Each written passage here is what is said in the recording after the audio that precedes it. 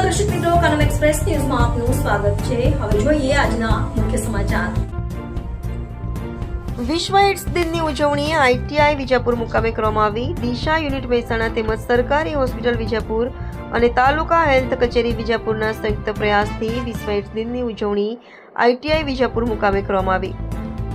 આ પ્રસંગે તાલુકાના આઈસીટીસીના કાઉન્સિલર રાજુભાઈ પટેલ દ્વારા એઇડ્સ રોગના ફેલાવો, અસુરક્ષિત જાતીય સંબંધ, અસુરક્ષિત લોહી ચડાવવાથી, અસુરક્ષિત નીડલ અને સિરીઝનો ઉપયોગ કરવાથી અને HIV ગ્રસ્ત માતા કે બાળકને થવાની સંભાવના છે, સાથે બેસવાથી, કરવાથી, સ્પર્શ કે ચુંબન કરવાથી ફેલાતો નથી।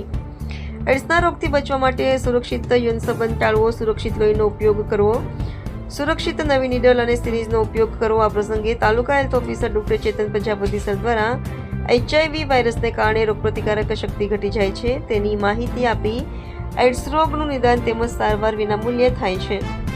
પ્રકાશભાઈ નાય દ્વારા ટીબી રોગના નિદાન અને સારવારની માહિતી આપવામાં આવી। આ પ્રસંગે આઈટીઆઈ વિજાપુરના આચાર્યશ્રી તેમજ તાલુકા હેલ્થ સુપરવાઇઝર મુકેશ ચૌહાણ ઉપસ્થિત રહીને પ્રોગ્રામને સફળ બનાવ્યો।